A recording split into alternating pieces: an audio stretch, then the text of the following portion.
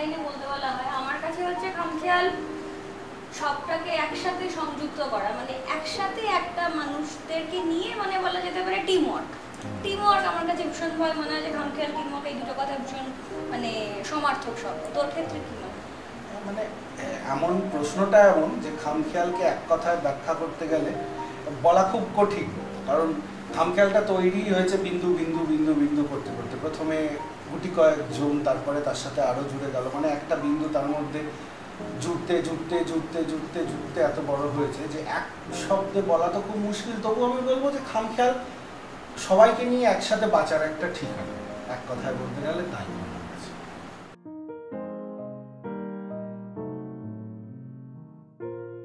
একটাই কথা, আমাদের খামখেয়াল সবসময় সবার জন্যই অপেক্ষায় আছি আমরা। আপনারা শুধু একবার বলুন যে আপনারা আসতে চান না, বাকি সংস্থা আমাদের তরফ থেকে ওপেন টু অল। একদম আমরা ভীষণ ওপেন, আমাদের কোনো অফিসিয়াল মানে আমাদের এখানে খুব হোয়াইট কলার হতে হবে বা ফর্মাল পরে আসতে হবে, ইন্টারভিউ নেব এরকম কোনো ব্যাপার নেই। আমরা বসেই আছি, আপনারা আসুন, জুড়ে যান, এবং তারপরে আমরা যা যা করার করিয়ে নেবো আপনাকে দিয়ে, ওসব ওটা ভাববেন না, ওটা আমাদের ব্যাপার, আমরা করিয়ে নেবো।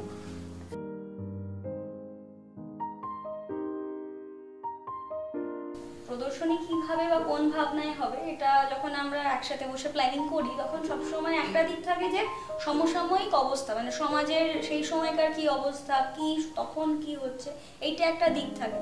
তাছাড়া আরো যে অন্যান্য দিকগুলো আছে সেইগুলো একটু। হ্যাঁ, মানে এইটা আমরা কিভাবে থিম ঠিক করি এর কোনো হার্ড অ্যান্ড ফাস্ট ফর্মুলা নেই, খুব সত্যি বলতে গেলে।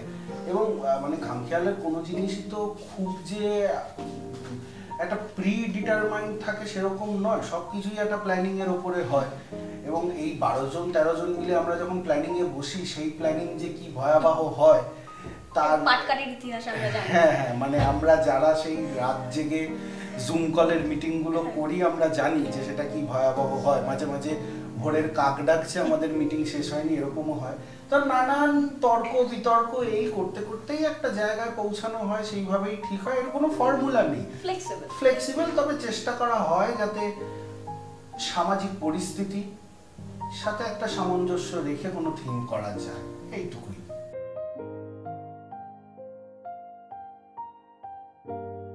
আমাদের আগামী প্রদর্শনী আগামী সেপ্টেম্বর মাসের 5, 6, 7 এই 3 দিন গ্যালারি গোল্ডে হবে।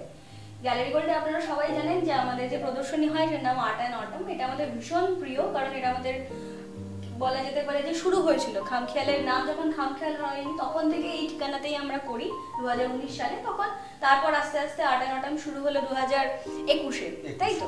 তো 2021 থেকে হতে হতে 2025-এর আর্ট অ্যান্ড অটম। তো আমরা চাই আপনারা প্রত্যেকে আসুন, আমাদের সাথে জুড়ে যান, আর এটাই। হ্যাঁ, মানে আগামী প্রদর্শনী তো অনেক অনেক প্রদর্শনী আছে, প্রত্যেকটাই আগামী, বছর দুয়েক পরেরটাও আগামী, কিন্তু একদম ইমিডিয়েট আগামী যেটা আছে সেটা আর্ট অ্যান্ড অটম 2025, যেরকম অদিতি বললো 5, 6, 7 সেপ্টেম্বর। এবং এইবারেরটা আমাদের কাছে আরো স্পেশাল, তার কারণ আমরা গ্যালারি গোল্ডের নিচের ফ্লোরে প্রোগ্রাম করেছি, গ্যালারি গোল্ডের ওপরের ফ্লোরে প্রোগ্রাম করেছি। এইবার আমরা পুরো গ্যালারি গোল্ডটাই নিয়েছি, মানে আমরা বড় হতে পেরেছি কিনা জানি না, কিন্তু চেষ্টা তো করছি যে একটু মানে নিজেদেরকে টেনেই খানিকটা বড় করে নেওয়ার। তাই দুটো ফ্লোরই আমরা নিয়ে নিয়েছি, এবং প্রচুর শিল্পী আসছেন, নানান শিল্পী থাকবেন নানান কাজ নিয়ে। আপনারা আসুন, কারণ আপনারা না আসলে পুরো প্রোগ্রামটাই বলতে গেলে মানে কোনো উদ্দেশ্য থাকে না, উদ্দেশ্যহীন হয়ে যায়। তাই আপনারা সবাই আসুন, আর বাকি যা সব চমক সেটা প্রোগ্রামেই দেখা হবে। তাহলে দেখা হচ্ছে। একদম একদম। আর একটা কথা যেটা বলে দিই, ওপেন মাইক, সেটা কিন্তু এবার একটা নতুন চমকে থাকবে, অপেক্ষায় থাকবেন কিন্তু।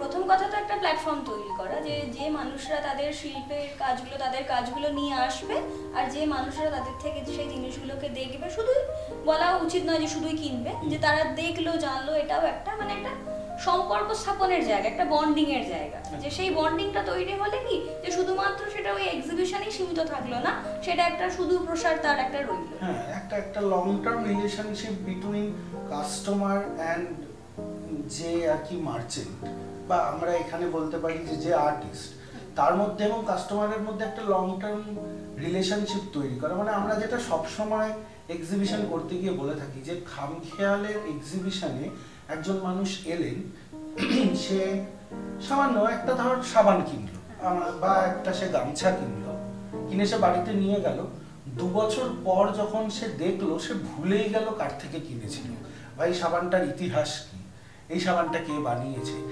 এটা কিন্তু খামখেয়াল চায় না, এই বিক্রিটা খামখেয়াল চায় না। এটা আমরা যারা আছি আমরা সবাই সেটাতে রাজি যে আমরা এটা চাই না। আমরা চাই যে যে মানুষটার থেকে গামছাটা বা সাবানটা কিনলেন তার সাথে সেই মানুষটার একটা মিনিমাম পরিচিতি হওয়া দরকার, যাতে গল্পটা তার মনে থাকে এবং তার জীবনে সে যতবার ওই গামছাটা বা সাবানটা ব্যবহার করবে তার মনে পড়বে যে এটা এই মানুষ থেকে নেওয়া। সে হয়তো ভুলে যেতে পারে যে খামখেয়াল থেকে নেওয়া, সেটা বড় কথা নয়, কিন্তু খামখেয়ালের মিডিয়ামটা হতে চায়, এই প্ল্যাটফর্মটা হতে চায় যেটার মাধ্যমে এই মানুষটার কাছে পৌঁছে যাবে।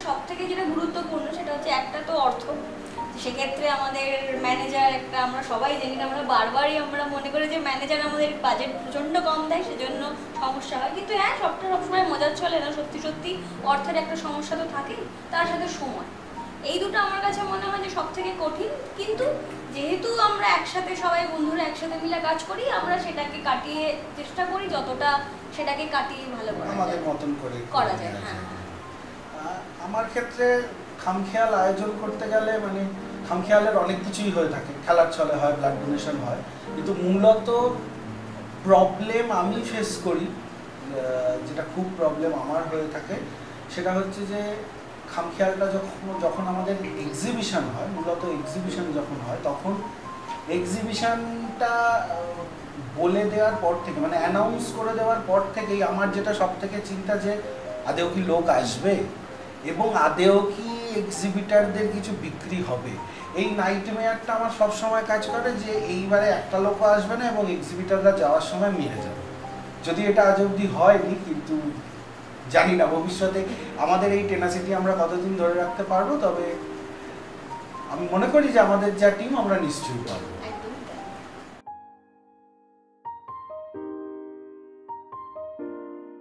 লিস্ট আছে ছোট থেকে, লিস্টের শেষ নেই। একদম ছোটবেলায় সরকারি বাসে ড্রাইভার হতে মন চাইতো, তারপরে কোনোদিন গান না শিখেও মিউজিক ডিরেক্টর হতে মন চাইতো, আরেকটু বড় হতে দেখলাম যে না, মিউজিক ডিরেক্টরের অত ইয়ে নেই, মানে ক্রেডিবিলিটি নেই, তাই ডিরেক্টর হতে মন চাইতো, নানান কিছু হতেই মন চাইতো। আলটিমেটলি কি করে উঠতে পারতাম জানি না, তবে খামখেয়ালে এসে যেটা হয়েছে যে আনপ্ল্যান্ড ভাবেই অনেক কিছু করতে হয়েছে, অনেক কিছুতে হাত লাগাতে হয়েছে এবং আমি যে এত কিছু পারি সেটাই জানতাম না, সেটা খামখেয়ালে এসে জানা গেছে যে এত কিছু আমার দ্বারাও হয়। তো কি করতে পারতাম জানি না, তবে হয়তো আর কিছুই করা হতো না, খামখেয়াল না করলে সৃজনশীল আর কিছুই করা হতো না। একদমই তাই।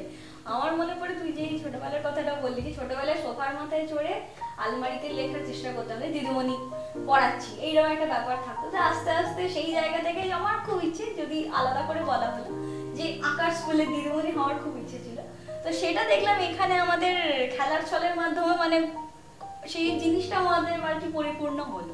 তো এটা আমার মানে ভীষণ একটা ভালো লাগার জায়গা যে খামখেয়াল এই দিকগুলোকে কিন্তু কি বলবো, যেটা তুই বললি যে নিজেই জানতাম না, কিন্তু সেই জায়গাগুলো অনেকটা আমাদের কাছে ওপেন হয়ে গেছে।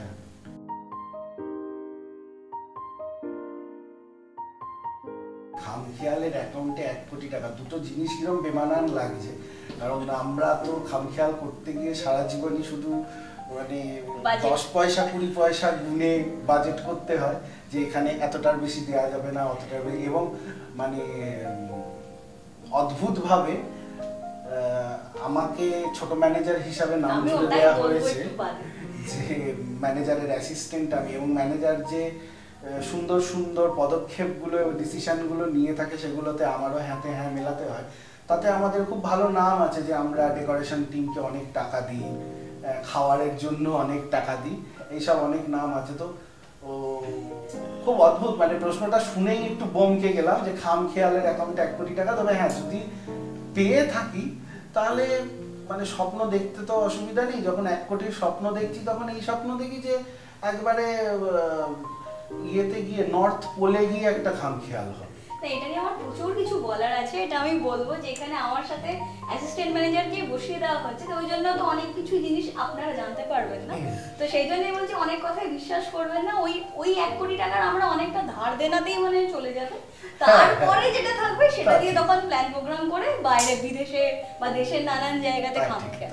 মানে মোটামুটি বাইরের লোকের কাছে কিছু না হলেও ইন হাউস মেম্বারদের কাছে অনেক ধার দেনায় আমরা দায়গ্রস্ত। তো সেই টাকা মেটানোর পর 1 কোটির কত থাকবে এটা বলা যাচ্ছে না।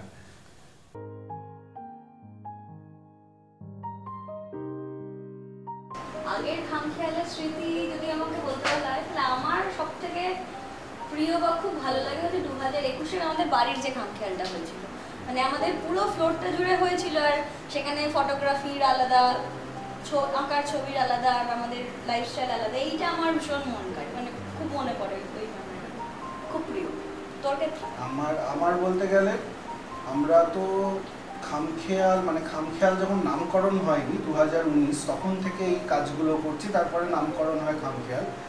কিন্তু আমরা মূলত দক্ষিণ কলকাতা এবং উত্তর মধ্য কলকাতা, যেটা আমাদের স্টুডিও, আমাদের খামখেয়ালের বাড়ি, এই দুটো জায়গাতেই করতাম। কিন্তু প্রথমবার আমরা যখন উত্তর কলকাতা, মানে একেবারে উত্তর কলকাতা বলতে যেটা বোঝায়, সেখানে যখন পা রাখলাম, সেইখানে গিয়ে একদম প্রথম দিন, মানে অনুষ্ঠান শুরু হওয়ার আগের দিন রাত্রিবেলা, আমার মনে হয় আমার সব থেকে মেমোরেবল মুহূর্ত। আমরা রাস্তায় দাঁড়িয়ে যখন কাজ করছি, সাজানো হচ্ছে, ডেকোরেশন হচ্ছে, তখন পথ চলতি কিছু মানুষ ওই রাত্রিবেলা মাঝরাত্রে তারা দাঁড়িয়ে পড়ে, প্রথমে দেখে কি হচ্ছে এবং তারপরে তারা নানান সাজেশন দিতে থাকে। মানে হ্যাঁ, সৌম্য ওপরে ওই বর্ডারটা করছিল, সেটাকে বলছিল, কেউ বলছে যে এই একটু বাদিকে করো ভালো লাগবে, কেউ বলছে গেটটা এরকম করো ভালো লাগবে। এই যে ইনভলভমেন্ট, মানে একটা কিছু করতে গেলে যদি আমার পারিপার্শ্বিক ইনভলভ না হয় তাহলে তো সেটাকে 100% সাকসেস বলা যায় না। আমার মনে হয়েছিল ওই দিন গিয়ে জানি আমরা পারিপার্শ্বিককে ইনভলভ করলাম, তো ওটা আমার কাছে এখনো অবধি সব থেকে সুন্দর মুহূর্ত বা মনে রাখার মতো।